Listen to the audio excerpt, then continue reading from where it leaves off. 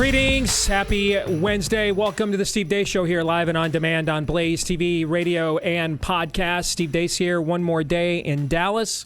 Heading home later tonight after the show. Todd Erzin and Aaron McIntyre are still back home there in Des Moines under a never-ending WASP invasion.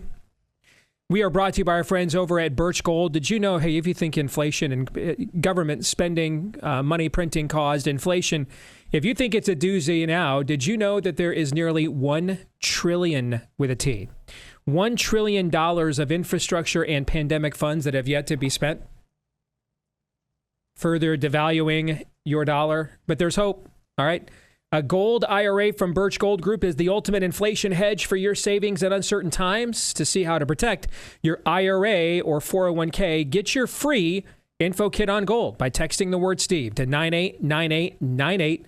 Birch Gold makes it seamless to roll over your retirement account while preserving your tax-advantaged status. So don't wait for the president's spending spree to tank the dollar further. Protect your financial future now. Text Steve to the number 989898 for your free info kit on gold. Text Steve to 989898. All right, coming up on today's show, we are going to play buy, sell, or hold. Oh, I need to let you know about this as well. Daniel Horowitz, of course, is going to join us here. Blaze TV subscribers, I'm doing my next off-the-record Q&A right after the show today on Blaze TV at 2:30 Eastern. If you're a Blaze TV subscriber, no question is off limits, and I would imagine we're going to get some doozies after last night. All right, so you can find us right there on Blaze TV today at 2:30 live, right after 2:30 Eastern, live right after the show. If you're not yet a Blaze TV subscriber, head on over to blazetv.com/off-the-record. That's blazetv.com/off-the-record. Use the promo code off-the-record to become a subscriber, and you can join us for our off-the-record Q&A with me later today at 2:30 Eastern time. All right, so we will play buy, sell, or hold later today. We'll be joined by Daniel Horowitz later today. But first, let's kick it off as we always do with Aaron's rundown of what happened while we were away.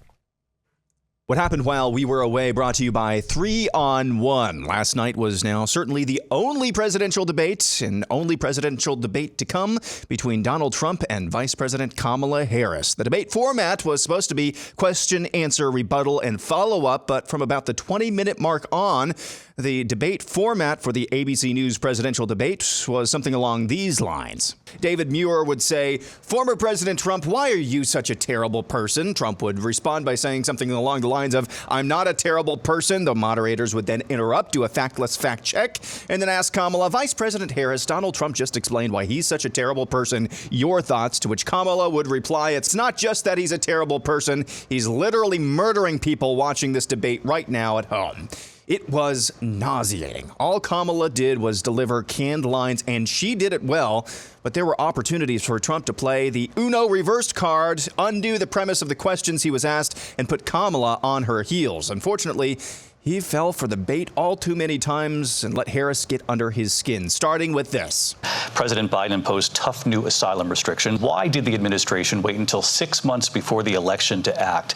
And would you have done anything differently from President Biden on this? You will see during the course of his rallies, he talks about fictional characters like Hannibal Lecter. He will talk about windmills cause cancer. And what you will also notice is that people start leaving his rallies early. First, let me respond as to the Please. rallies. She said people start leaving. People don't go to her rallies. There's no reason to go. And the people that do go, she's bussing them in and paying them to be there.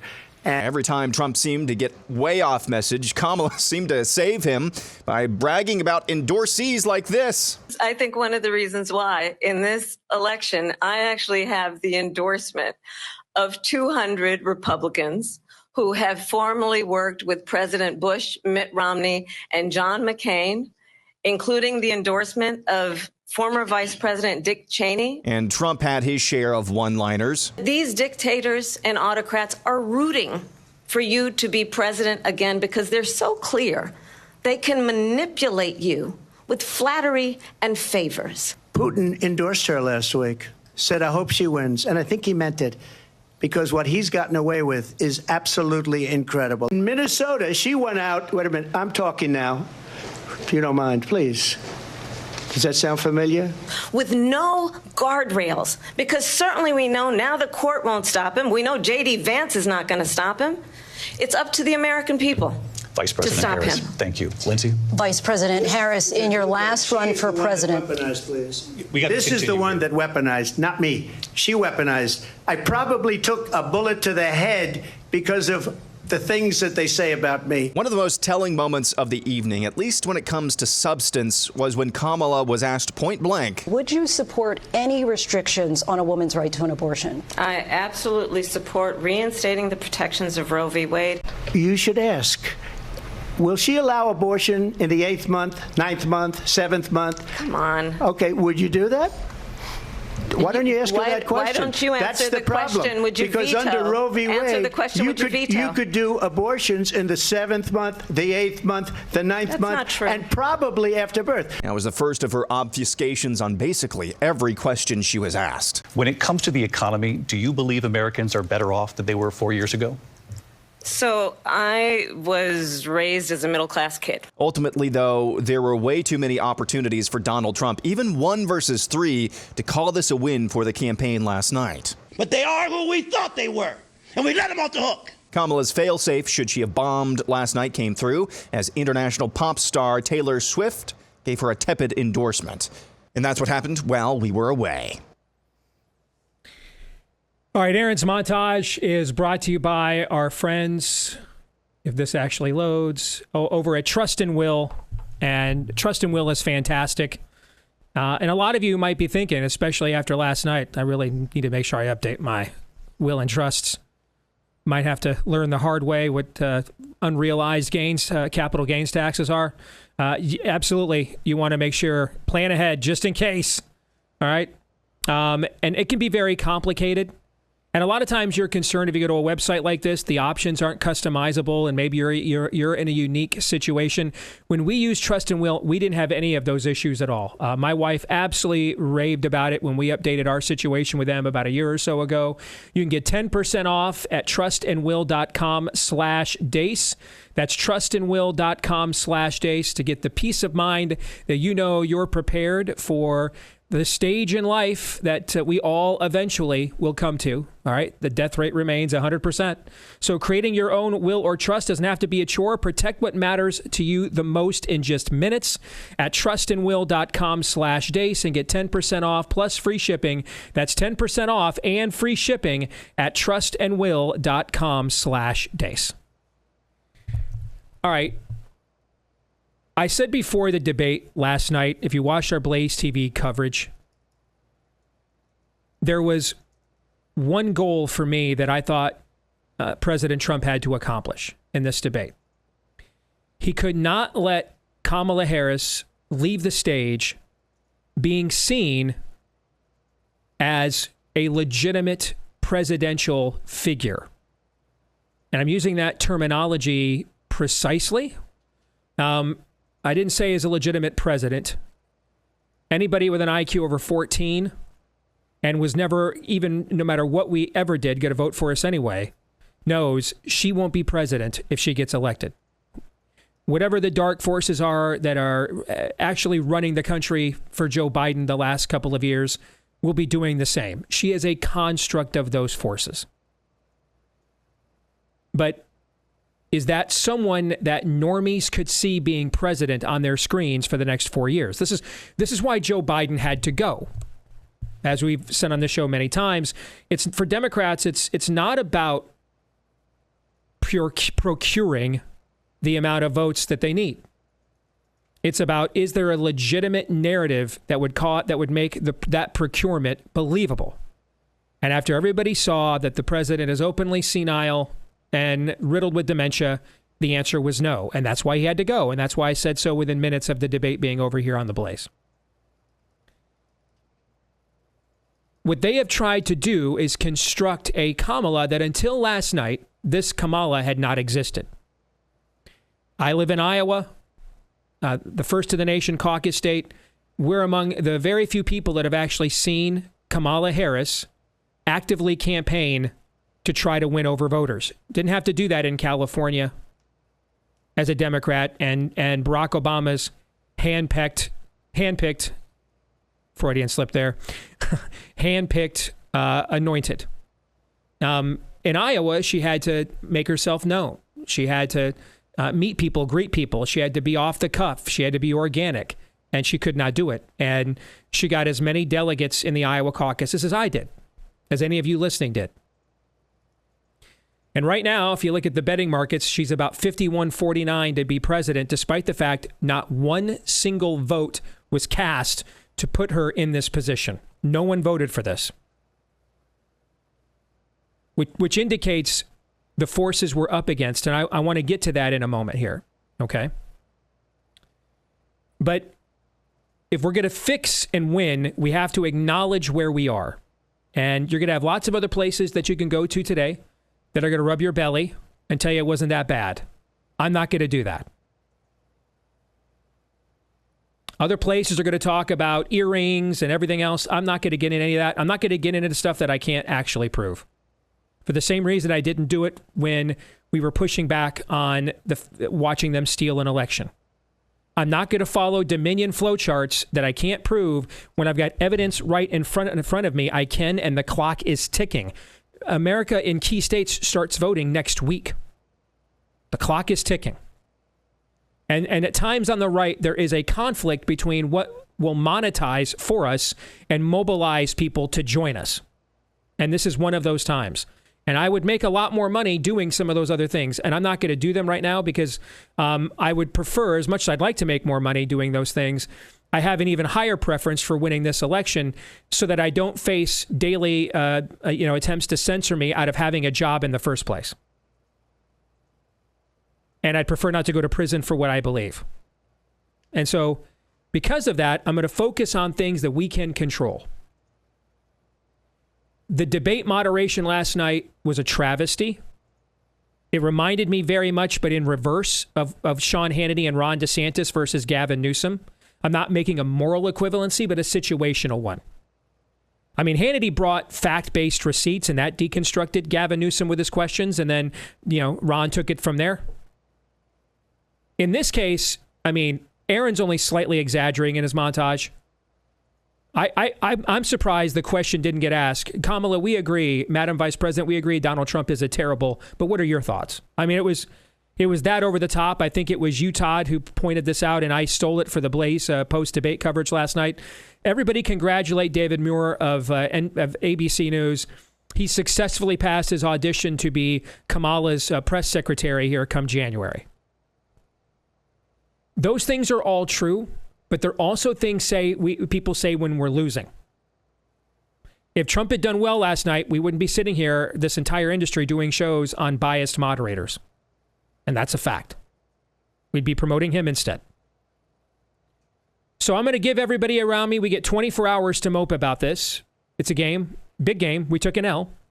You get 24 hours to mope, but then we got to move on because the season isn't over.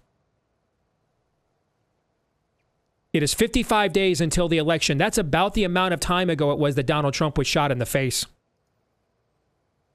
55 days ago, Joe Biden was still the Democratic nominee for president. A lot can happen in 55 days. A lot. We've just all lived through this. A lot. So, because I want to win, and I'm not big into victimology, what was done to Donald Trump last night was unfair. But the job is President of the United States. The job is unfair. That's the job. Every day you get briefs. People trying to kill you. People trying to destroy you. People trying to bankrupt you. The job in and of itself is unfair. Fair is an event we have on the east side of Des Moines every August. I went back this year for the first time in many, many years. I really enjoyed myself. Probably won't be 14 years until I go back again. But that's another story. That's if, by the way, I can stay out of prison. And you too. Lots of things are unfair. Dropping a pandemic, a scamdemic on your lap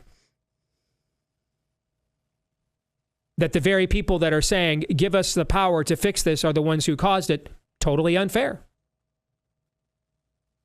Inheriting a situation where the head of North Korea is trying to develop nuclear weapons.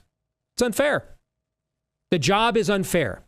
So take your victimology somewhere else and give them the clicks and engagements. If you want to win, come here. Follow me to victory. I want to win. And so I'm going to move on from last night's performance, and we're going to move on to substance. Because some things are still true. And this is still a metaphysical certitude. When elections are about issues, Republicans win. And when elections are about personalities, Democrats win. The more we talk about earrings and moderators, the moderator's not on the ballot. Everybody that hates the media already is already voting for us. So they want us to have that conversation. The clock is ticking. Start voting in key states next week. The election is in 55 days. These are hours and minutes. I feel like I'm doing the same show I was doing after the election in 2020 all over again. That's great. All right, the multi-level marketing scheme of the Dominion corporate flowchart, we unearthed another layer, Mike Lindell, thanks. But anyway, the clock's ticking here, and they're going to certify the election in 10 minutes. So what do we got? I like winning. Second place is the first loser, especially when the game is risk. And it's a worldview steel cage match, and two worldviews enter, and only one is coming out. So when elections are about personalities, and when they're about what earrings Kamala wore and who the moderator was, that's all personality stuff, and they love it. Even if we score points, we're playing in their sandbox. When they're about personalities, Democrats win. When they're about issues, we win. There was one constant theme that occurred last night. Aside from the bias and everything else, which again is only going to self-medicate our own side. But there was a consistent theme. Something constructive did happen last night. If the Trump campaign recognizes this and then understands what it is up against. And that's the thing about Trump I have wondered for several years going back to COVID. And I don't know that you could truly understand. If you're not a spirit-filled believer, I really don't think you understand what we are up against. I don't think you can. The level of performance by Kamala Harris last night was way beyond anything we've ever seen her do on the public stage in her career up until that point. That was like supernatural anointing. Because that can come from both the light and the dark. She was shaky and nervous at first, but once she shook that off, there was a level of polish there. Even if they are feeding her the questions, she's not shown she could even execute that for the last few years when we knew they were feeding her questions. Jezebel came alive last night. This is not going to be a pushover. At the very least, all this talk of, we got this in the bag, she can't win, flush all of that and respect your opponent. Especially the sorts of spiritual forces that she is a proxy for that manifested themselves in front of the whole country last night. Because ultimately we're a biblical worldview show, and so we're going to approach it from that angle. This woman is not that naturally good at this. We've seen this. There's other elements at play here. And it's the kind of elements, by the way, you can't just wing it against. You better have a plan. You better know what you're facing. Trump's closing statement should have been what he opened the entire escapade up with in the first place. And there's lots of things I could come up with, talking points he could have used and things that would have been better. But the reality is none of that matters if we do not recognize what it is we are actually up against.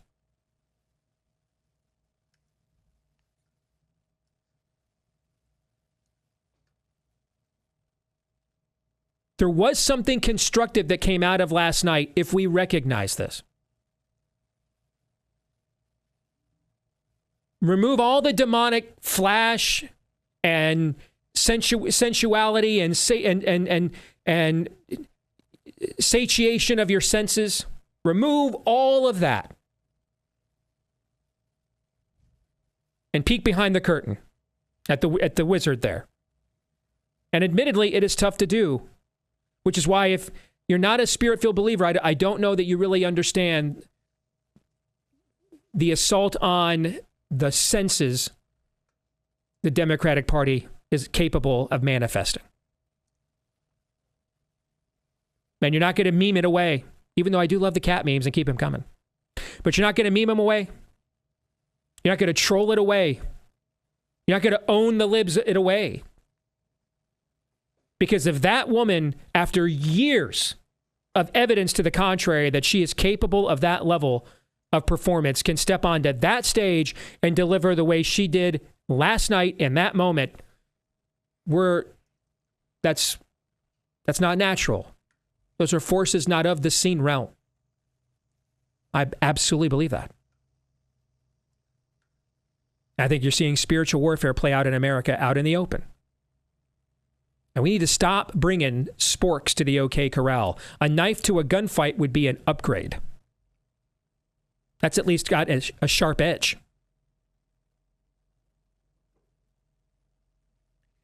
When you peel away all of the polish and the flash and the slogans and the setup questions, when you peel it away, there's at least a half dozen devastating commercials against Kamala Harris in that debate last night.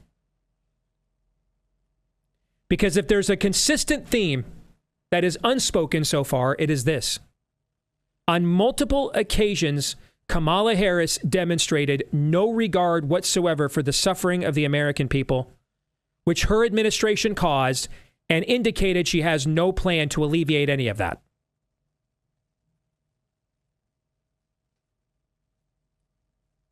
What we need to do, what this campaign needs to do, is move beyond the personal aspect of this. Was it rigged? Was it fixed? I know that gets us all clicks and engagements, and we all got to eat.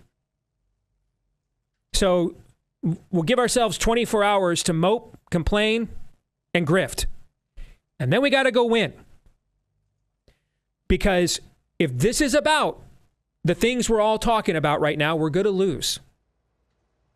But if it's about the things that they don't want to talk about and they didn't want to discuss, we absolutely can win. And I think will. Because she has nothing.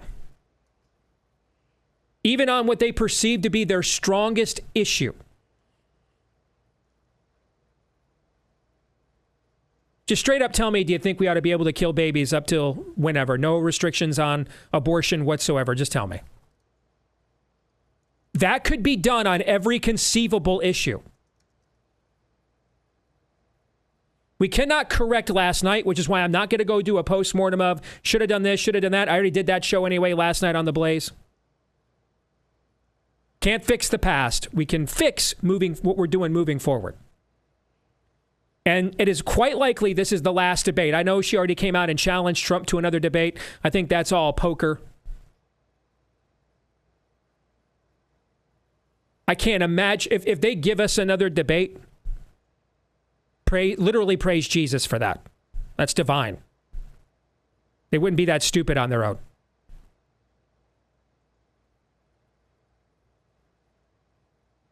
Nevertheless, it's September 11th and not October 11th. A lot of us weren't feeling great coming out of the debates in 2016. Then there was a Comey letter nobody saw coming. So you play to the whistle, man. You fight to the end. And there were numerous times last night she demonstrated no regard for the suffering of the American people, which her administration has caused, and admitted she has no plan. When you strip everything else away, that is true. Now, because our guy didn't perform at the level that would cause normie voters to do that on their own, us, you as a voter, as a patriot, as an American in our audience, and the campaign, especially at the tip of the spear here, has to now do that work over the next 55 days. She is on the record with nothing. She is on the record as not caring.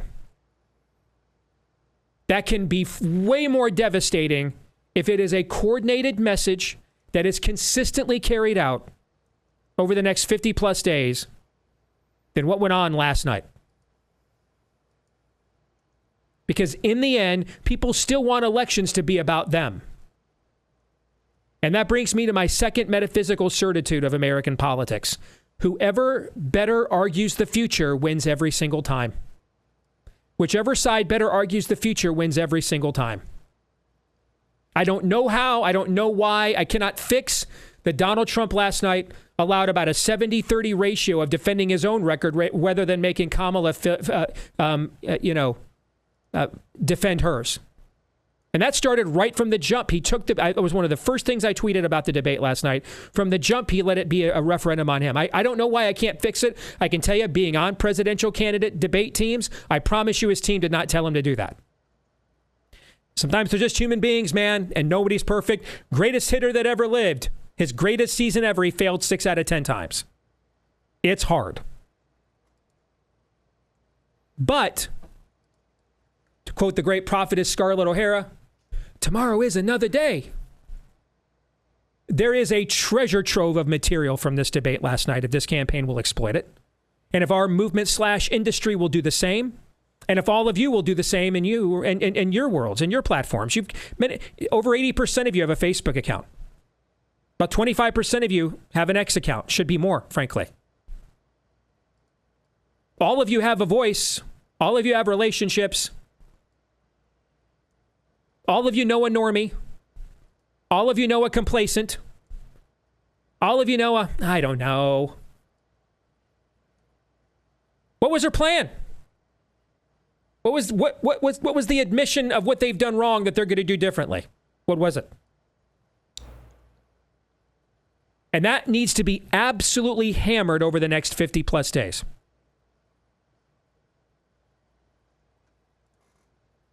And that's actually how we can take this debate, which I promise you they're celebrating right now. I don't even have to watch their channels. I can hear the orgasmic fervor here from Pat Gray's studio in Dallas. Which is another thing about me. I like taking people's strengths and whipping them with it. Psychologically, it beats your enemy down. That's why I also love the idea. Take the very clips from the debate they're all celebrating as the game-changing moment and turn them into your message and punch them in the throat with it. And you don't even have to put Trump in the commercials. Just put her. What's her plan? What's her record? What's her defense? There's nothing there. And that's why they need all the demonic pomp and circumstance. That's why they need all of this. It's what I've told you for years after being on MSNBC over 50 times. They don't call us all racist, misogynistic, xenophobic, homophobic bigots because they've got these really well-reasoned, detailed arguments they're just holding back to unleash when we least expect it, but because they don't. If they had something better, they'd roll it out. If they had something better than he's a terrible, they would have gone with that. They don't. And one thing you need to learn about people in power and people seeking power, it is more often what they do not say that matters more than what they actually do. They've got nothing. We cannot control what occurred last night. We can kvetch about that. We can Monday morning quarterback it. You could also, or you could understand the signs of the times. It's just a very simple question. Didn't say it was easy, but it's a very simple question. Choose ye this day. Which path? Which way forward? All right, I talked for a long time there. Todd and Aaron, I want to get your thoughts because the audience has heard enough from me too. I talked for a bunch last night on The Blaze as well. So we'll do that here when we come back.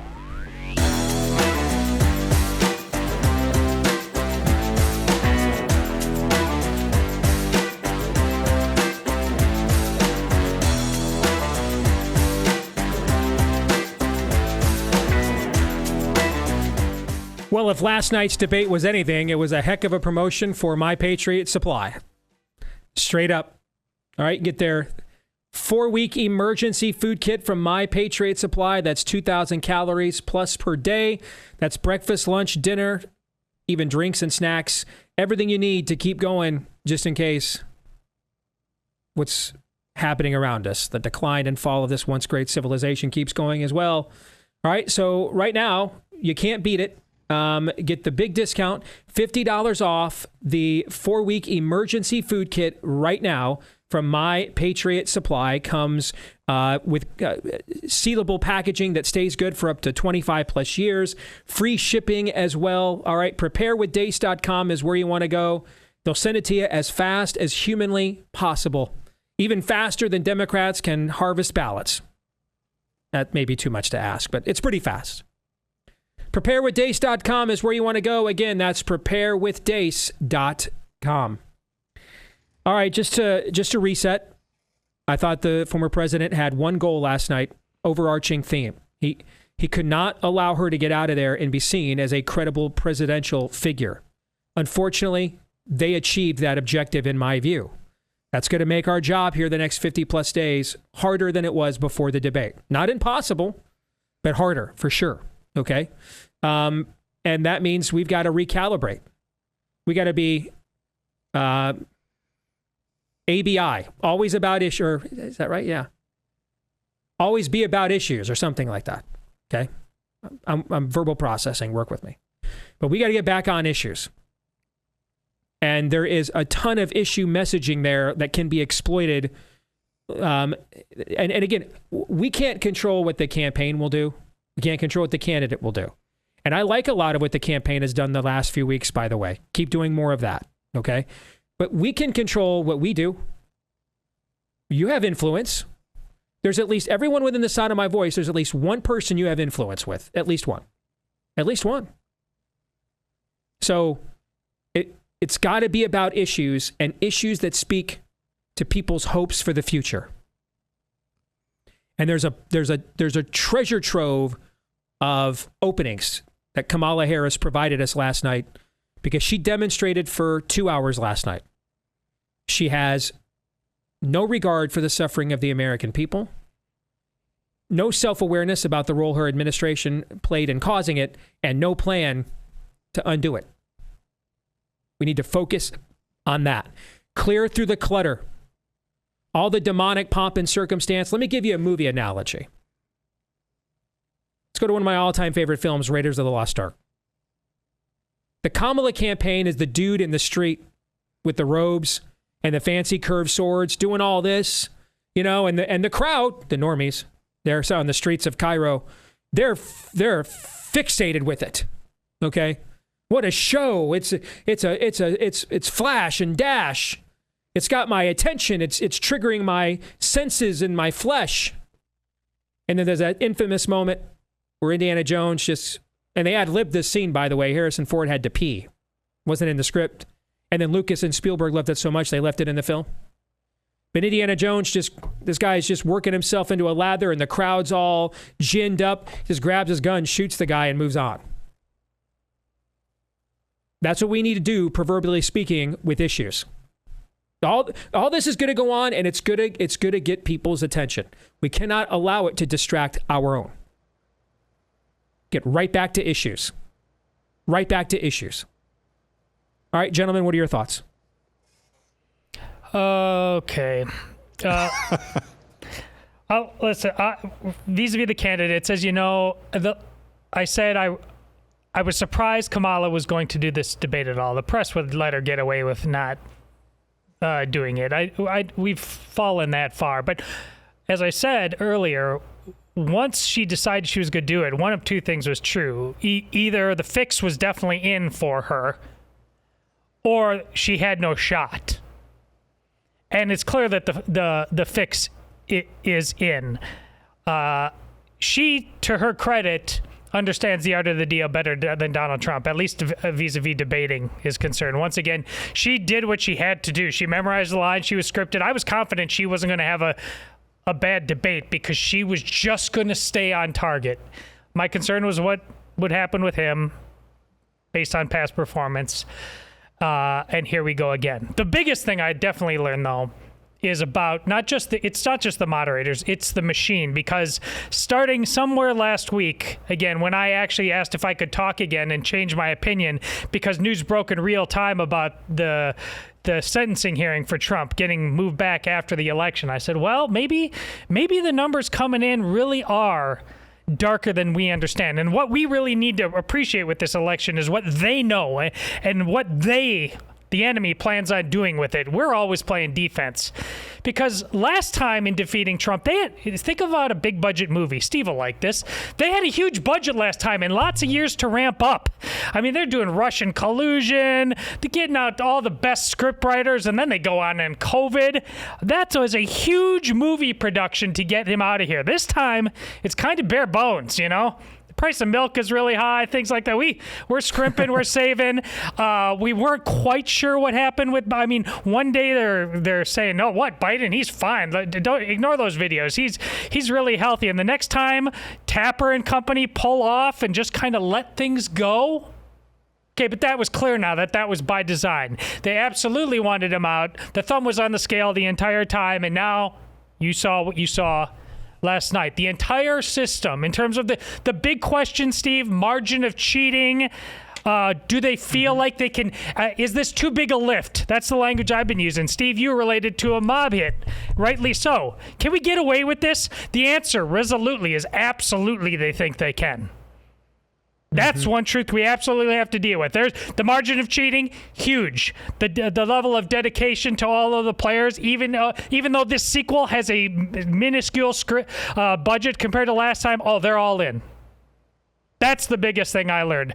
The last 5 days, I was kind of in the dark on that. There seemed to be, Steve, the CNN thing last night, we talked about yesterday. What are they doing? Why are they asking these questions? For whatever reason, maybe we don't know. But the truth of the matter is that all of the major players are all in. They are ready for this lift. They're proud to be a part of it. They don't care if they don't have a big budget. Actually, they're even more excited this time.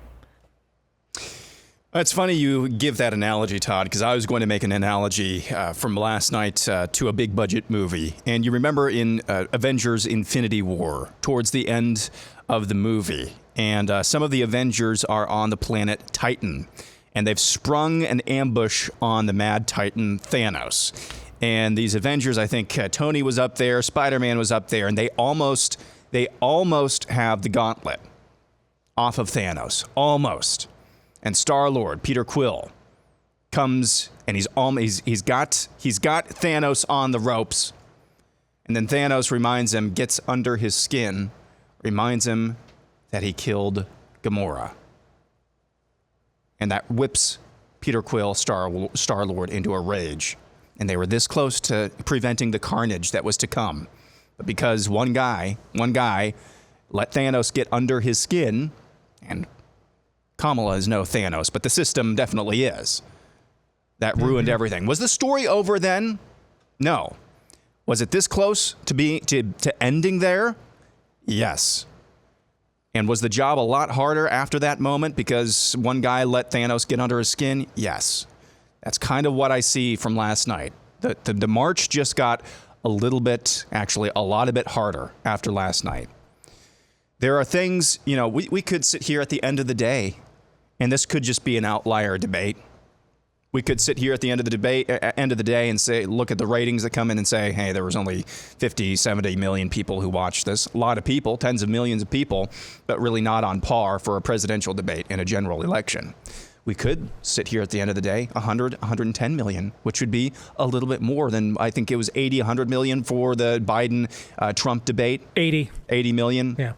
So, we don't know how hard of a march this has become after this debate.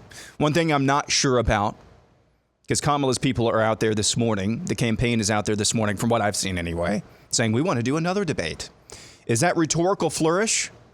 Or do they still understand that my name ID is not where it should be, or not where we want it to be, and we want to do another debate? Or is this just rhetorical flourish? We just want to get Trump on the record as copping out to another debate. I don't know the answer to that question. So again, they still have issues on their side. They still absolutely do. But the job got harder after last night. I don't think there's any question about that. Yes, it was 3-on-1. And that is not nothing. I'm not just going to downplay that. Okay? Donald Trump is not a small g god. He's not. Okay? Put any human being with any level of ego, and we all have ego, up on a stage like that, and you're taking personal insults left and right. It's an unfair environment. That is not nothing. But you were this close, even 3-on-1. There were just a few tweaks, not really even tweaks, just a few reversals of the premise here or there that was very available to Donald Trump, and all of a sudden that gauntlet is off and this thing is over. And that just didn't happen. That didn't materialize last night. So that part is disappointing. I do not think that this was anywhere close to the 2020 disastrous Biden-Trump debate. This didn't end things one way or another, but it just continued things in this election when they had an opportunity to kind of put an end to this campaign early. Oh, how I wish, though, Steve, he would have channeled you. When you walked out of, I can't remember what channel you were on. Was it MSNBC when you actually walked out of that debate? CNN. CNN. The minute they wouldn't let him address the fact that he was assassinated, and Muir actually said, we have to move on to other issues. Honestly, the move right of then would have said, you're clearly not serious. There was an attempt on my life, and we're not going to address it at all. Honestly, walking off the stage, entirely changing the narrative about this, putting it entirely on, and make them explain why they are incapable of holding an adult conversation. So many lost opportunities. It's just, again, the art of the deal. It's either real or it's not. I'm not asking him to be Winston Churchill, a great conservative or anything like that, but there were just moments that it was 3-on-1. The minute you realize it is clearly 3-on-1 with the stakes on the table, you have to entirely change the game.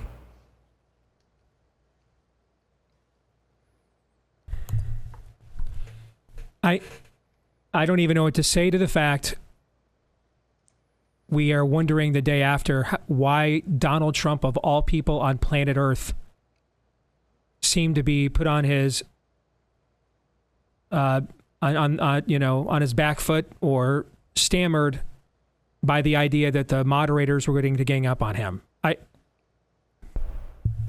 That's why we just can't get into people's heads. I can promise you the debate team would have not told him to just sit there and accept the premise of all their questions, but to take initiative and take control of the debate from the very beginning. Okay. He could have just told you they would have done that. He could have just looked at Kamala once he realized it through. If he's not going to leave, he could have just said, Kamala, it's clear you're not needed here. Go home. I'm just going to debate these guys. How about anything to just show? See, what you're articulating, Todd, is, and again, I can't believe we have to tell Donald Trump to be unconventional. Yeah. Okay. But what you're articulating is how to prophetically react to this level of darkness. Okay. That it cannot be reasoned with. It cannot be persuaded. All right. It has to. There needs to be a light shined. There needs to be clarity. And again, I've been told by the Trump movement all these years, we have to just keep exposing. What Todd is suggesting is the very exposure. Then we can't be more MAGA than MAGA. We cannot be better versions of Trump than Trump. I mean, but ultimately this comes down to,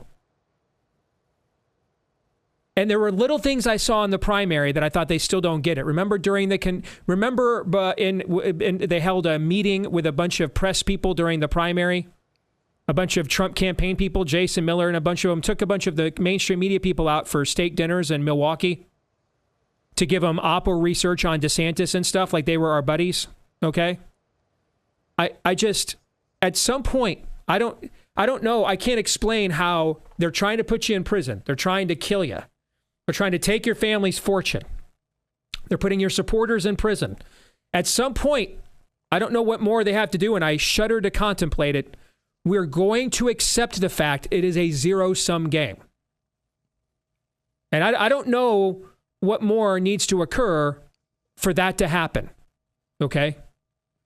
You can't just let him off with what we call the city manager. Be prepared. Have the name of the woman who spoke to the city council of Springfield and said, hey, instead of calling a bureaucrat, why don't you call so-and-so who testified? And in fact, you should have spoken to that woman. You call her on the phone. Hey, tell me what you just saw. Hi, it's former President Trump. I want to elevate your story to the people of America tonight. Tell me what you just saw. Tell me what you just told your city council. This isn't a rally. You can't just wing it. This is real darkness. And as Todd just pointed out, they've got levels of preparation and fortification here. Levels. You have to be more prepared than this. You must understand, we must understand the signs of the times and what to do about them. We are not up against a political party. We are up against the spirit of the age. The party is an instrument. It is a vessel. When its figureheads open its mouth and open their mouths, beings from the unseen realm come forth and speak through them. And this is no time for surrounding yourself with Paula Whites, but people of real spiritual discernment. People that will tell you what you need to hear, not always what you want to hear. People that will tell you, Mr. President, those jeans make your butt look big. Take them off.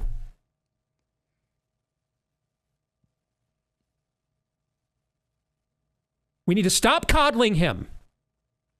For goodness sakes, he took a bullet to the face.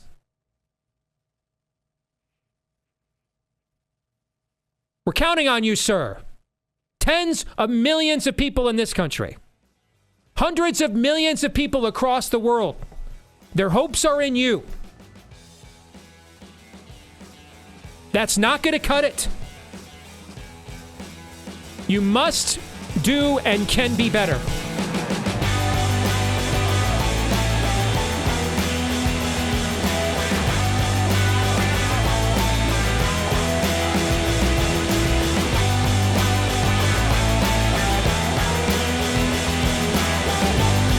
All right, we're back here with Hour 2, live and on demand on Blaze TV, radio, and podcast. Steve Deace here with Todd Erzin, Aaron McIntyre. They are in Des Moines. I'm here in Dallas. One more day. We are brought to you by our friends over at realestateagentsitrust.com. We were talking last night on our pre-debate show. I mean, the numbers, the numbers are telling you it's at least the worst housing market since what we had leading up to the 2008 crash. But I would argue, and that's at least what it is. I would argue when you throw in the overall increase in the cost of living and everything else, I would argue it's the worst housing market we've ever had in American history. Certainly the most challenging. I don't even think that's a debatable point. So make sure in these unprecedented times, Bang. You go into the real estate market with a real estate agent you can trust. You'll find them on the website where the name says it all, realestateagentsitrust.com. We'll hook you up with an agent whose track record of success we have verified. That's why we are connecting the two of you. If we didn't verify it, we wouldn't. A lot of times that agent's going to be right here from the audience in the Blaze, so they have the same values that you do. And whether it's across town or across the country, they'll get you to where you want to go and get you across the finish line the way that you need that to happen. All right, realestateagentsitrust.com. Get started today at realestateagentsitrust.com. You can let us know what you think about what we think via the stevedeace.com inbox. Email us, steve@stevedeace.com. That's DEACE. Like us on Facebook, me, we, and Gab. You can follow me at Steve Deace Show on X, Twitter, Instagram, TikTok, and Getter.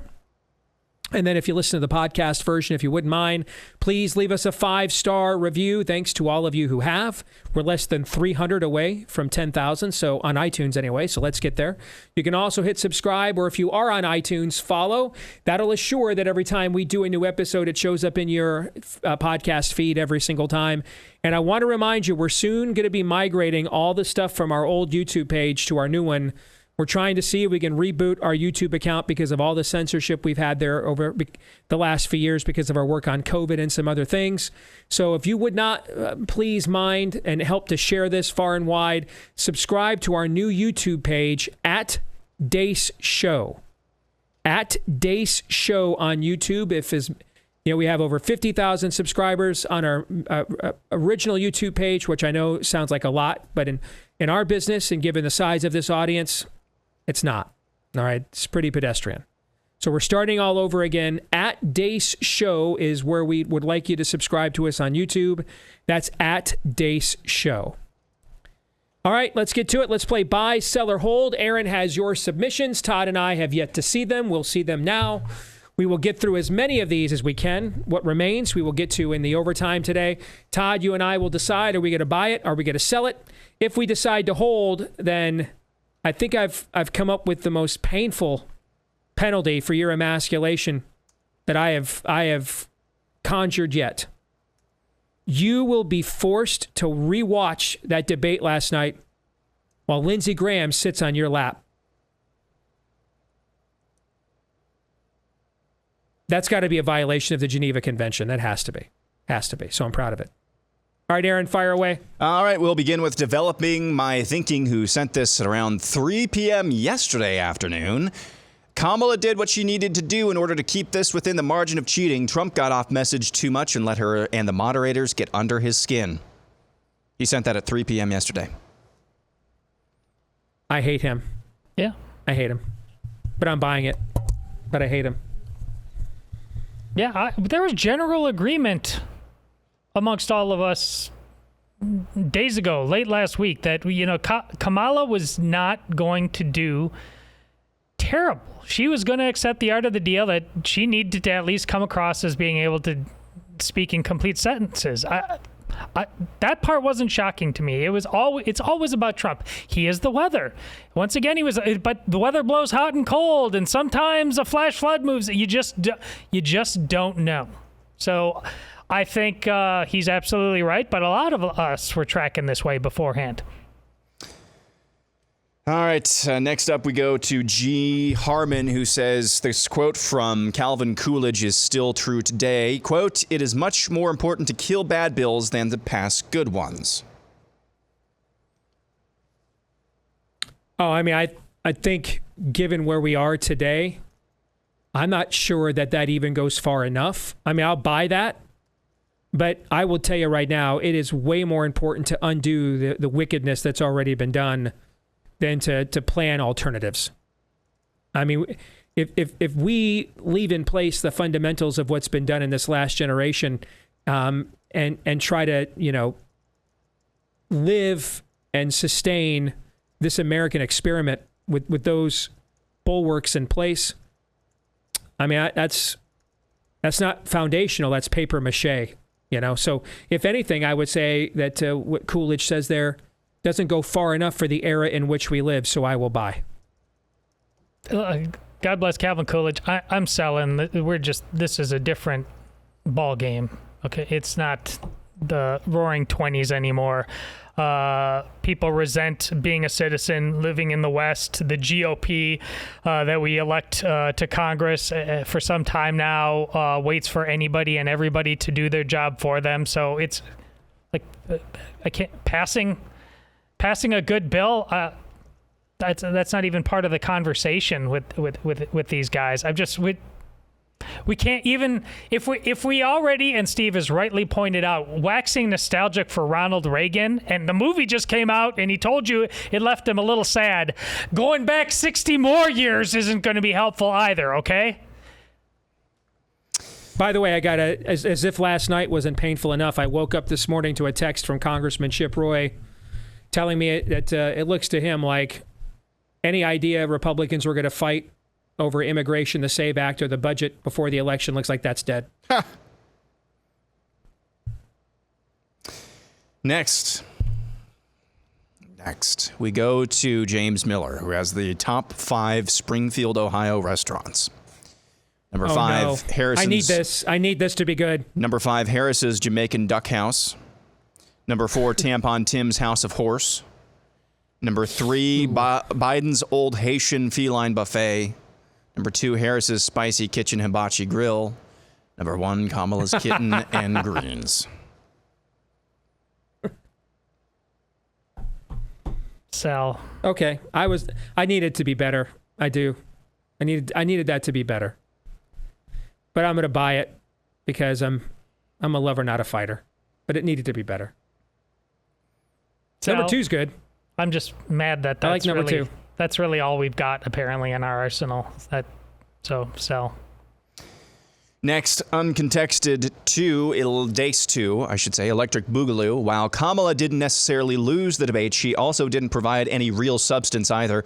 The Taylor Swift endorsement was pre-planned with the Kamala campaign to overshadow any legitimate fact-checking that will come as a result of all the blatant lies Kamala gave during the debate. Well, the Taylor Swift thing is definitely pre-planned for sure. Yeah, I'll buy all of that. I'll buy all of that. But again, to me, is we could not let her come out of this debate being seen as a palatable presidential figure to a plurality of Americans. And we did. Yeah. So we can't do anything about that now. All right? It's gone. It's too late to do anything about that now. So now what we have to do is take her seriously as a presidential candidate and defeat her on the issues. Totally agree. I mean, this is part of the concern was out there on some level. I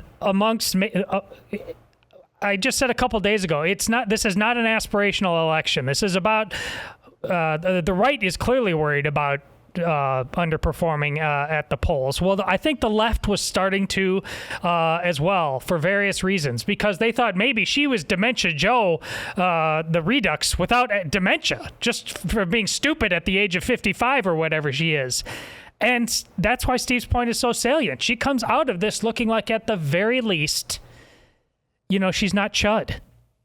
And they can work with that. That's actually their preference. Yes. That's why she was chosen, even after she ripped on Joe how many years back and called him basically said he was part of the KKK back in the day. But they chose him because she shares so much in common with Biden. The willingness to sell her soul completely and utterly for the cause. And she showed by doing their version of Art of the Deal that she's willing to. Steve's absolutely right about this analysis. Next, we go to our colleague Ashton DeGroot, who says if Kamala Harris wins the presidency, it won't be only Haitians eating cats and dogs. Yeah, bye. Well done, Oof. Ashton. Yes. Whew. I mean, guys, she's openly running on Marxism. It's not, you were called a racist for calling Obama a socialist, and then right after he got elected, Newsweek runs the cover, we're all socialists now. Okay. But I mean, she's just openly, unrealized gains is Marxism. Let me say something. Let me explain something I did on the Blaze pre-debate panel last night, if you missed it. Okay. Let me bring home to you what this means. Okay. So in 2006, I bought my house about a mile and a half away from the largest mall in Iowa. And it was about to open when we bought it. It was going to open that fall. And so it was very clear housing, would skyrocket here in this suburb. And it has. And the suburb that I live in has grown tremendously since this mall opened. All right, we bought this house. Okay. Man, I'll just tell you. All right. We're all Americans here. All right. 2,000 square feet finished, and then another 900 square feet finished in the basement. Okay. And we bought this house in 2006, 4 bedrooms and 2.5 baths. We bought it for $231,000. There is the same house, just a different color and a little bit different floor plan, I should say. That same house down the cul-de-sac, just a hop, skip, and a jump, is selling in my neighborhood right now for $420,000. Which means if we put our house up for sale, we'd get over $400K for it too. All right. Now, that sounds great. Steve, what are you complaining about? Number one, that house down the cul-de-sac has been for sale for going on a second month. Pre-COVID, and every other year I've lived in this house, except for 2008 during the crash. If a house in this neighborhood lasted for 30 days, it was like black mold or something. Like something had to be wrong. So you can have a house valued all you want, but if you can't sell it when you go to liquidate it, it's just numbers on a page. But now, on top of ruining the housing market so that you can't move to the next house if you want, and then the couple that bought the starter house, like Amy and I bought our first house in another suburb for $140,000 just to get into a house to build equity. That's your starter house, okay? The couple that bought that house that then wants to buy your house in my neighborhood, they can't afford it with interest rates, all right? So now you're sitting here on this investment that on paper looks great. But then along comes this tax on unrealized gains. And so you're going to get taxed on the fact your house value has doubled, but you can't find a buyer. You're in no position to liquidate that value at all. The best you could do is maybe go get a HELOC and get more, take out more debt to do some updating that would make the house more valuable, but you still can't, but would also therefore make it even harder to sell because it's even more expensive. Meanwhile, you're being taxed on that unrealized gain. And that money is being redistributed to who the hell knows who. Haitians eating dogs. I don't know. That's straight up Marxism. Straight up. And that's what they're running on. This isn't a like, well, that's what they really mean. They're running on this, guys. Out in the open. Out in the open. We're gonna destroy maybe permanently the American housing market. And the most prominent purchase 90% of Americans will make in a lifetime, their own home. They're running on this. So yeah, Haitian refugees won't be the only people eating cats and dogs if they follow through with this stuff. Bye. Yeah. And, and the instant pushback by Muir, well, we've talked to officials and there's no official. Again, a missed opportunity. Okay. Well, first of all, you're a liar, and you're going to trust the experts again. We know how that went. So you could have gone there. You could also go, hey, and if you don't think that's weird, what they're doing to the pets, let me tell you what they're doing to their children. They're transing them. They're giving them porn. See, that issue didn't even come up, which means you were either poorly served in your debate prep or you simply forgot to bring up something you knew they weren't going to do, but you had to get it in because Mobs for Liberty and the wins they got are superhero stuff.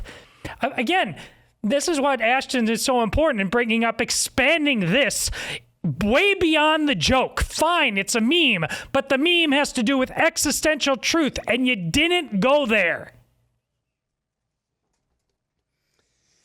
Next up, we go to David Winchester. When the aliens get here, they will tell us about the segment of their population that believes in a God who took on their form, came to their planet, and willingly gave his life for the atonement of their sins.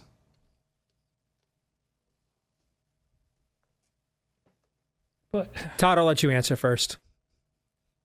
Goodness. Trying to have a society here. Who is this? I'm gonna sell. I don't have the brain power to even consider this right now with everything else going on. I just don't. Is this a regular? I'm sorry. I wasn't even paying attention to that. I can't remember. Are we being trolled? Sell. It's a fascinating take, one that would have to be unpacked in layers. And right now, to quote another famous movie that deals with aliens, we're fighting for our right to survive. Okay, I'm worried about that right now. I don't really care what their testimony is as long as they're not cooking the neighbor's cats in a crock pot. All right, something a little bit more serious. Nice. Alex Pfeiffer says Thai food is better than Chinese food. Todd, your thoughts? I like Chinese food, so I'll sell. I mean, define Chinese food. If we're talking like P.F. Chang's and like Hy-Vee Chinese Express, So this is way better. I'm the ugly American. yeah, we know. So if we're counting, if it's P.F. Chang's, it's way better. Thai food sounds something to me that would be like too authentic for me. Like it would be too actual Thai. It has to be watered down. Americano. Everything. This isn't even a gay. I'm not even joking. I mean, I know. I'm not tongue in cheek. That's right. It's just straight up great. true. P.F. Chang's is about as Chinese as I want to get. Okay? I like P.F. Chang's. It's good. It's good American Chinese food. It's about the only Thai food that's like really popular is just pad Thai, stir-fried noodles. Pad Thai is good. It's really good. What kind of Chinese does Eric Swalwell like? Does Eric Swalwell like Thai?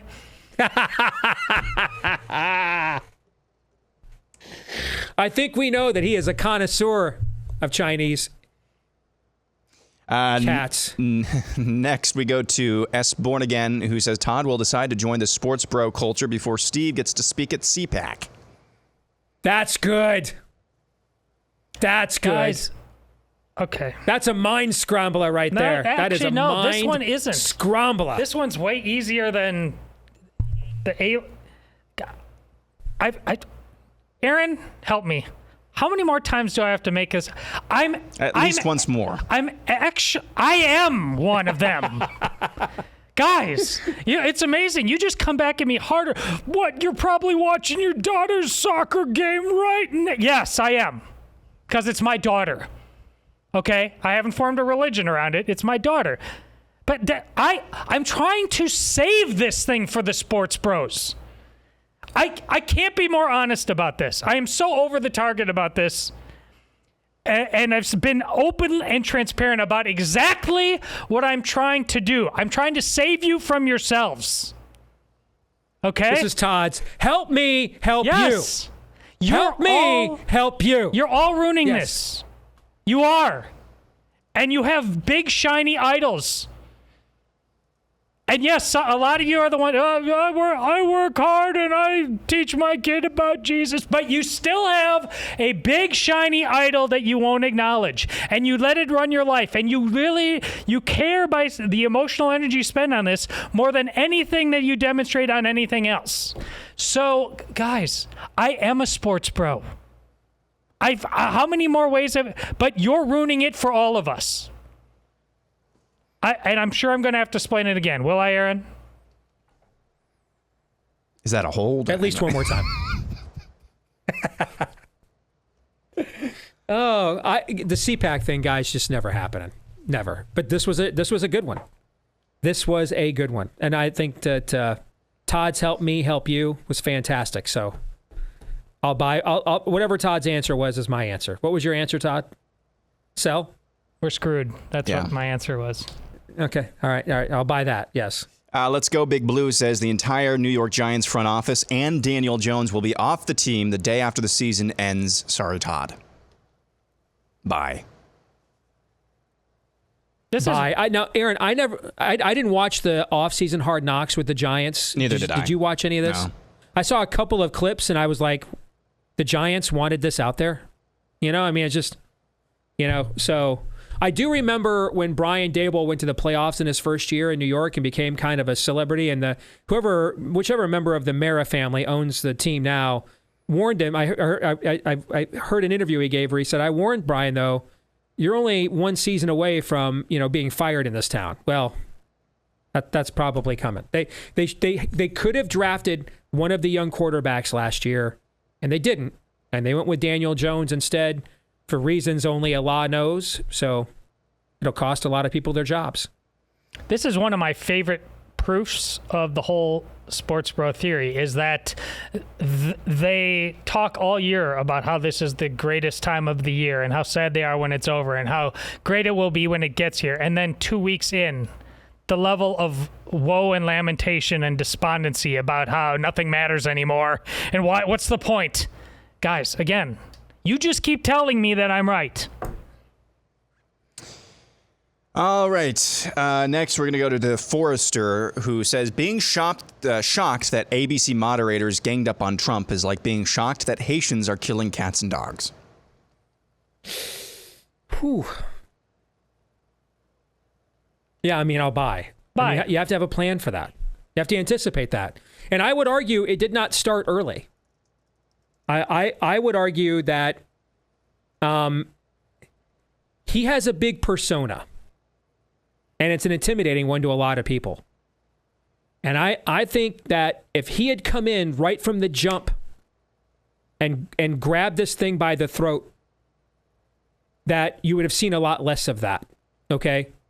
I think it was very clear that they were going to get away with going after him because he was just going to accept the premise of all their questions and allow them to put him on the defensive and spend way more time talking about defending his own record than forcing the people that are actually in charge right now to defend theirs. You know, I think these things symbiotically fed each other, you know, and just, you know, I'll stop now because I did this all last night, but we have to move on. But I'm not shocked clearly, that they're biased. I'll just say this.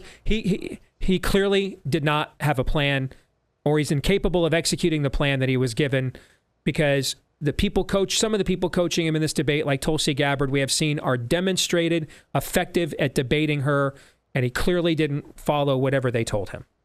Yeah, so this is Steve's cake theory. It's the same cake, but the frosting's just zanier. I mean, I'm not biased. That's Steve and my entire adult life, and both of us worked in journalism. We absolutely get that.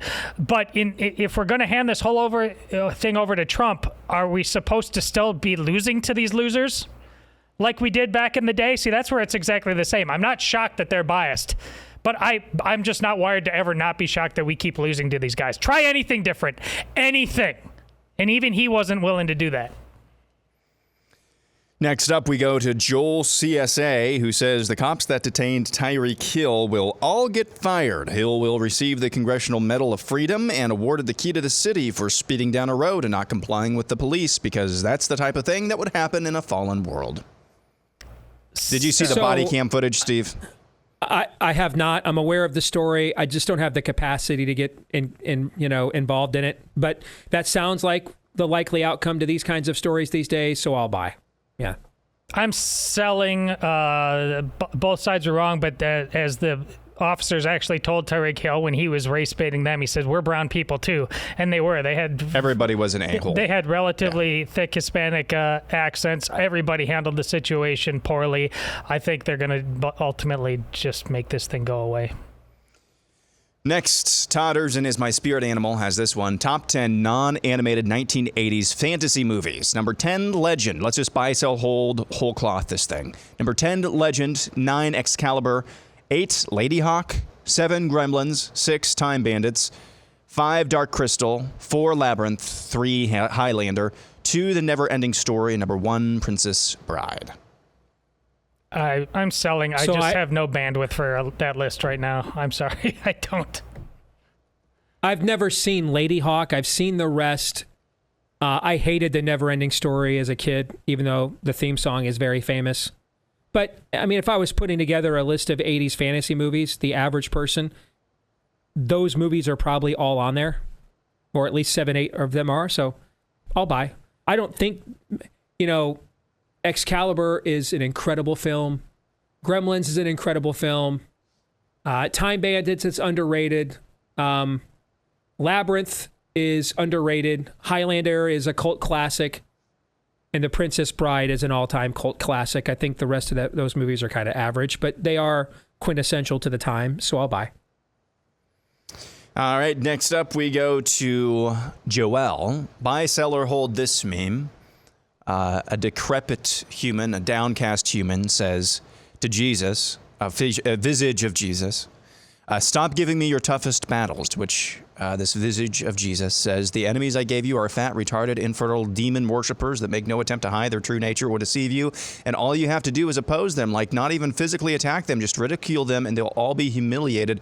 I don't know how to give you easier battles. Buy, sell, or hold this meme. Oh my gosh. Todd, is that your meme? Did you create that? Did you write that up? That one should have been written by Todd Erzin is my spirit animal, because that is alpha and omega right there. That gets it. It's what I was just lamenting. Just anybody want to try? We're going to keep losing to these losers over and over and over again? Yes, the answer is apparently yes. Wholeheartedly agreed. I mean, I can't believe we can't fire Fauci. We can't, I need to stop. I'll just buy it. Next, we go to skeptical steelworker who says Pennsylvania will be the deciding state for the presidential election. I'm going to sell right now. We're in trouble. We're in trouble in Arizona and North Carolina, and I'll talk to Daniel, especially North Carolina, and I will discuss that with Daniel coming up here in a few minutes. But if we can't hold on to those states, Pennsylvania doesn't matter. We can't win without those two. Agreed. And we've got two candidates in Kerry Lake and Mark Robinson that are running shit campaigns right now, and their polling, especially Robinson's, are really bad. And you just can't ask voters to split their tickets in that vast of nuance. Especially, this isn't, and I was shocked when it happened in Georgia. I'll admit I was wrong about it. But Brian Kemp and Herschel Walker don't represent the same manifestation of the Republican Party, right? Herschel Walker represented the Trump manifestation of the party. Brian Kemp does not. Okay. In this case, Mark Robinson and Kerry Lake absolutely represent the same brand of Republican that Trump does. And if Mark Robinson's going to go out there and faceplant as a candidate and get his ass kicked and lose by 10, we're going to lose that state to Kamala Harris. Mark my words. We can't afford that. So I'm concerned greatly about them. And I tweeted yesterday before the debate, when the debate is over, we need to have a serious conversation on the right about the status of those campaigns, because they could cost us the Electoral College. Before we even start talking about how to navigate the fortification in the Rust Belt, we cannot lose those two states. And right now, the Senate candidate in Arizona and the governor candidate in North Carolina is helping them defeat us. What he said. Next, we go to somewhere in Kentucky. We'll finish this segment off with this. Steve laughed out loud when Dave Landau dropped the Lindsey Graham rest stop bathroom joke. Did that happen last night? So here's the thing. I was so despondent last night. I missed it.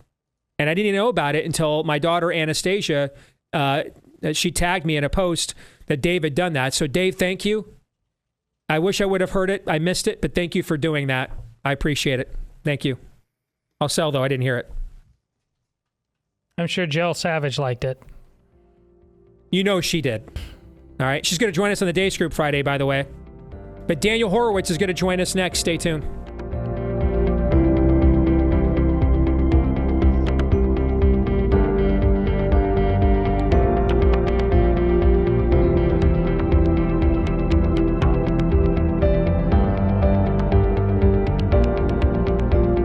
Folks, a lot of talk about China. Did you know that's about where 80% of the world's antibiotics are made? So, even if we weren't dealing with, a public health monstrosity that's just fine killing you for its agenda, which we learned during COVID, ivermectin is dangerous now after we gave it a Nobel Prize, but here's a when death is near with a black box warning. You can't have hydroxychloroquine, which we have been giving to people all over the world by the tens of millions since the 60s. But you can't have that. But here's our new toxic genetic serum. Can we give you, 9 boosters of those? Even if we didn't have that, we would still be in a position that at any point in time, the primary strategic enemy of the United States could just pull the plug on our meds. I know, it's mind-numbing stupidity, but here we are. That's why you want to line up with our friends over at Jace Medical. Get the Jace case to get backups of drugs like ivermectin, venerable antibiotics like doxycycline, and more. You can do all of that with the Jace case. You can get the regular one with the 5 venerable antibiotics. You can expand it to things including like EpiPens. So if you live at a workplace that is completely invaded by wasps because apparently your landlord hates you and is trying to kill you because they know you're allergic, like me, have an EpiPen standing by, whatever you need, get a backup of it right now with our friends at Jace Medical. Use the promo code DACE at checkout for the discount at jace.com, Jase, jace.com, promo code DACE. That's jace.com, promo code DACE. I want to let you know as well, got back to my room last night after we finished our debate coverage and realized I only had 1 melatonin to try to get myself to sleep. And I looked it up. 2 cyanide capsules was just going to knock me out for the night. Now, it did leave a terrible aftertaste, just brutal, okay? And it felt like, 2 what capsules? Cyanide capsules. I felt like, I felt like I had a grinder date with Lindsey Graham. That's how bad that aftertaste was. And then, but if you take 3, then it'll knock you out for all of your nights. So I'm not giving out medical advice. I'm just saying that's the state I was in after last night. Cyanide. Yes. Yeah. Speaking of cyanide. Are you joking? Yes, I'm joking. You won't be after what I'm about to tell you. Let me tee you and Daniel up. Breaking news. U.S. election officials warn that widespread, quote, performance issues. Honestly, they're using Viagra ads now. Performance issues with the United States Postal Service in nearly every state will disrupt mail-in voting. Enjoy. Election festival again. Yes, who can't wait. Let's bring in Daniel Horowitz. So, Daniel, let's move forward. Where do we go from here after last night?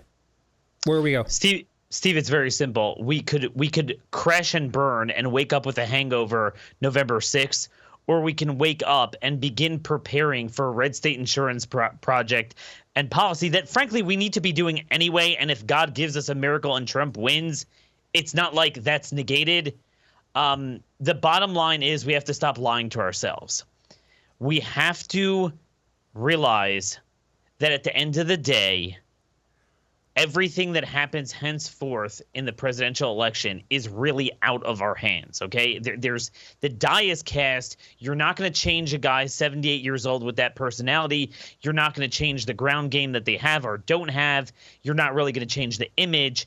The focus of the election, we had 2 opportunities, as you mentioned, the debate and the budget fight, and those 2 have evaporated within 24 hours. So it is what it is. I mean, there are those of us who tried to avoid this for 2 years, tried to learn lessons from 2022 and the elections before and the elections afterwards, and understand why is it the sign of the times. Republicans win on the issues. They pull well on immigration and the economy, but they can't convert. And Democrats seem to have this residual strength.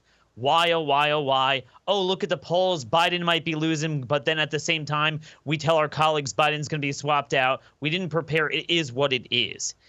But 2 things. Number 1, I just want to, again, I'm trying to give people hope. Interesting statistic. And I'm not saying this is going to happen, but you have to assume it's going to happen. The last time Democrats initially won a presidency, meaning inaugurated, elected as their first term, which is kind of your strongest vote of confidence from the public, the last time they did so and did not have both chambers of Congress was Grover Cleveland's first term in 1885. Republicans dealt with that all the time, not having Congress as president. Certainly we saw that during Reagan. But Democrats have never had that in the modern era or even way before World War II.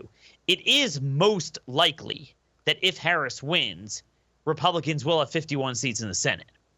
Republicans will also have, even in the worst case scenario, Trump will likely win at least 2,400 counties, particularly those within the 24 or so solid red states. We need to start preparing what we're going to do there now. And that's what I've been doing all year. Regardless, that's what we need to do. And then just one addendum to that, Steve. Relatedly, there is a big difference between a demoralized base and Democrats winning the middle versus Democrats winning the middle and we have gangbusters Republican turnout. One is a 2020 loss. One is a bloodbath. And there is a big difference. And I think, one's the difference between losing the North Carolina legislature, the New Hampshire legislature, Arizona, possibly the Wisconsin House, and the Pennsylvania Senate. They already lost the House there. And one is kind of maintaining the status quo. But, obviously Harris winning. It is what it is. We need to do what we can do. So let's talk about what we can do on 2 races. And I want to know how wrong or right I am to be concerned about this, okay? Kari Lake is in serious trouble. Mark Robinson's a 4-alarm fire right now. And if I know we saw this in Georgia in 2022. It's one of the oddest splits I've ever seen. All right, where Brian Kemp won by 8 or 9, and that's and then Herschel Walker still ended up losing. Now that he still got that to a runoff. He lost pretty excruciating, but it was also very clear to the average Georgian. They've already voted for Brian Kemp. He was already a popular governor. He'd already been elected. He's considered a conservative, but not MAGA branded, and Herschel Walker was. So there's a bifurcation there in how the state of Georgia sees these two individuals. In the case of Mark Robinson, he is, to me, a tributary of Trump's river. He's an acolyte. He is an offspring of that brand, and which is what a lot of our people love about him. But so that's not a criticism per se, but an observation of how the people of North Carolina see him. All right. And North Carolina is a state because it has a weird gubernatorial schedule. It does have a history, Daniel, of voting Democrat for governor and Republican for president in the same election. It's done this a couple of times. Yep. Okay, it did it in the George W. Bush years, for example. Okay, but he's polling in double digits in multiple polls that I have, or behind in double digits in multiple polls I've seen just this week. And I just have a hard time believing. Let's start with North Carolina first. If Mark Robinson loses by 8 to 10, is Donald Trump going to still win that state? Because I don't think that he will. No, it's impossible. Obviously, Republicans did lose the governorship by a hair last time, and that's why we've had 8 years of Roy Cooper there. But it was close. Look, the RCP average, let's start with there. RCP average, obviously, there's a lot of bad polls for Republicans they don't include. And then every crappy Republican pollster, okay, let's just be honest, they put in there. And we saw that in 2022. And again, it's fine to put that out for the public, but, we can't lie to ourselves. But nonetheless, I'm going with their stuff. So Stein, the AG, the Democrat AG, has a 9.2% average lead. And I just want to say that is astounding. There is never a time where there is a light blue state, pretty reliable blue state, where Democrats not just lose the election, but put up people that from day one freely hands the seat to the Republicans. In the reverse, that never happens. And the difference is Republicans have managed to maintain a majority on the Supreme Court in North Carolina. They've maintained their majority and even just about picked up supermajority status last the off-year election, which was very good. Here you're talking about possibly losing a chamber. This is really bad. And as far as Trump, look, the last 3 polls, which I think are the only 3 in September, have Harris up 3, Harris up 3, Harris up 1. And even the 4 before that have Trump up only 1. This is North Carolina, which out of the 8 competitive states we watch is by far the best, because even Mitt Romney won that. In fact, the only time Republicans narrowly lost was 2008, for years dating back years. I know there's been some demographic shifts there, but we thought that we were shoring that up, and some of the elections really indicated that. I'm just telling you, if that is even questionable, much less that you're downright losing it, there's nothing to talk about. Then it's a question of how much of a bloodbath it is. That's just the reality. So, we could talk about the national polls and manipulate this and that, but if you just look at the consistency of North Carolina, and as you and I both know people on the ground there are some real concerns about what's going on there for the Democrats. Can if you're the Trump campaign, do you put some money into him so at least if he loses, it's 4 or 5, it's respectable? I mean, how do you, and same thing to a lesser degree in Arizona with Kari Lake, but the dynamic is the same. She's not polling quite as bad as he is, okay? But it's the same dynamic. Steve, on that point, I want your listeners to go to RCP and then not just look at the current thing, but their archives. There is not a single poll, including Republican pollsters, that has ever had her ahead wire to wire. In Robinson, at the beginning, you go back, I guess, to like December of last year. There's an East Carolina poll had Robinson up, and then there was a period in the spring where there was High Point, High Point and Emerson was up 1. Kari Lake actually wire to wire has never been competitive. That was thrown away from day one. We knew that. And in fact, unlike in North Carolina, where Robinson was the sitting LG for 8 years, and there was no way anyone was going to run in a primary. We did have Sheriff Mark Lamb, which is everything you would want. Honorable man, communicates well, would have done very well in a general election. That's astounding. Then what can be done? What if you're the Trump campaign? I've got about a minute. I've got about 2 minutes here. What do you do with these two campaigns right now that threaten your ability to win those two states? Because if we don't win those two states, we don't even get to play fortification roulette in the Rust Belt, right? We have to win those two states to even go play fortification, ballot harvesting roulette in the Rust Belts. We've got to win those two states. So if you're the Trump campaign, what do you do? I mean, Steve, I don't know what to do when our friends in conservative media take a grenade, take the pin out, and hold it in their hand. I mean, we tried to stop them. I literally supported Sheriff Mark Lamb. But with that said, I don't think there is anything he can do about their campaigns. They're not. They are what they are. I think he needs to double down on accentuating Harris's biggest weaknesses. Obviously, the border in a state like Arizona. You just got to double down on that. All right. I mean, we tried. Thank you, Daniel. Thank you. I think. All right. Thank you, Daniel. Oh, boy. Daniel, brought to you by our friends over at Hillsdale. You can learn even more about the great work they do at Hillsdale and learn more from the great work they do at Hillsdale with the Hillsdale College Podcast Network. It's the Larry Arnn Show. It's Radio Free Hillsdale Hour, the online courses podcast. These are all top-notch. You can find them all on the major podcast platforms. They've got millions of downloads. They'll be your new, we hope, second favorite podcast. All right. It's one of the many ways that my friends at Hillsdale are defending liberty on the battlefield of education. So find your new second favorite podcast today on the Hillsdale College Podcast Network at dace4hillsdale.com, F-O-R. Dace4hillsdale.com is where you want to go. Again, that's dace4hillsdale.com. All right, guys, your thoughts on that conversation and the show as a whole before we check out here and call it a day. I'm pretty damn proud of this show because it was honest. And yes, got to move on.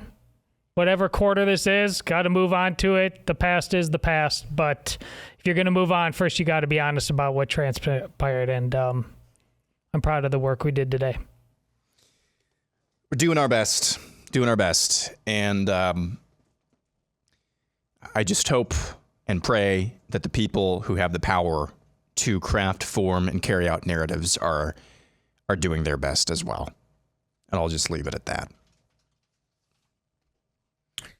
Speaking of prayer, I do think if you believe in the power of prayer in our audience, I think praying that there would be people placed around the president who are not clowns like Laura Loomer and Roger Stone. Like the minute I saw Laura Loomer get off the plane with the president last night on the way to the debate, I died a little inside, okay? People that understand the serious stakes here, that he would permit those kinds of people into his orbit, number one. Pray for that. People that want the best for him and his family, want him to win, do not want him to be imprisoned, all right? Do not want him and his family to be ongoing, perpetual victims of lawfare, but understand that getting the end result we want is incumbent on hearing the things you need to hear, not just the things you want to be told. And that he would have we talked about the spiritual angle of this with Kamala.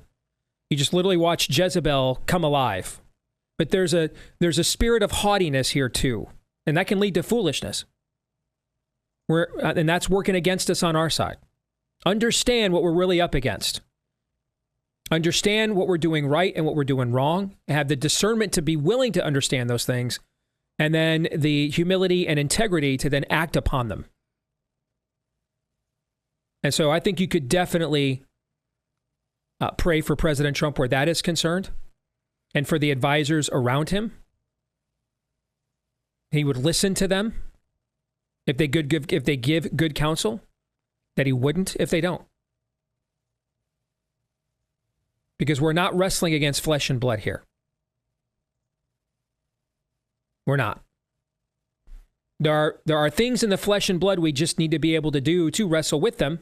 We are, still in this in these mortal shells. But that's what in the world, not of it means. That's the paradoxical nature of this. What we're up against is not of this world, even though we are firmly terra firma planted on this said world. And that takes a lot of discernment, and more discernment than we saw last night, frankly. We're going to stick around and finish overtime for subscribers. For the rest of you, Romans 8:28.